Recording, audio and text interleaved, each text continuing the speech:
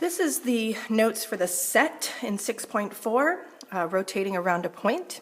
However, unlike the previous video, this is the more advanced where we're using the tools of a compass,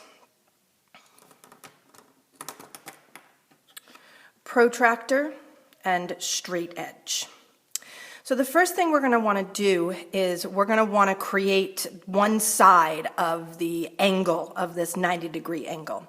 And one side of this 90-degree angle is going to go through the points GN. The ray will be ray GN.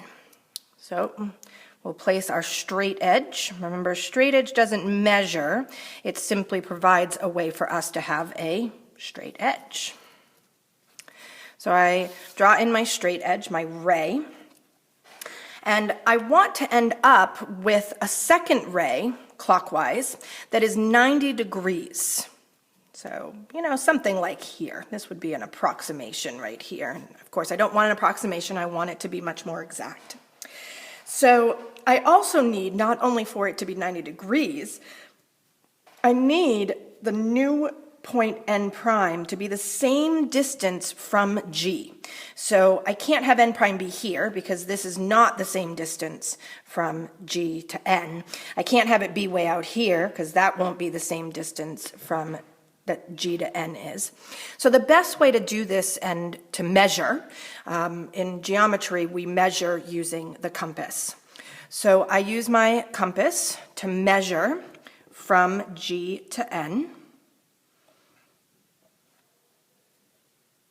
It's always a little tricky. You want to try to be as exact as possible. So now I've measured from G to N. So I need to have that measure somewhere up here. The thing is, I don't know exactly where, so what I'm going to do is I'm going to make a pretty big arc. That way I can be sure that I get the place where that 90 degrees is going to be. Okay? So now I have the distance, so I know that N prime is somewhere on this arc. I have to figure out exactly where by measuring the 90 degrees. So that's where this tool comes in. It's a protractor, and it measures angles.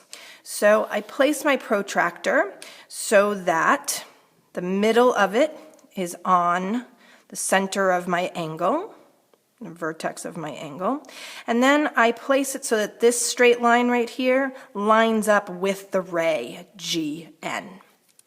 And then I'm going to look, in this case, because I'm measuring clockwise, I'm going to look at the outside numbers, so 0 degrees, 10 degrees, 20, 30, 40, 50, 60, 70, 80, there's my 90 degrees. So then I put a point right here up at 90 degrees. So now I know if I connect G to this point, I'm going to cross over where N prime will be on this arc. So I take my straight edge again, and I place it so that I have a ray with the end point at G and the arrow facing in that direction.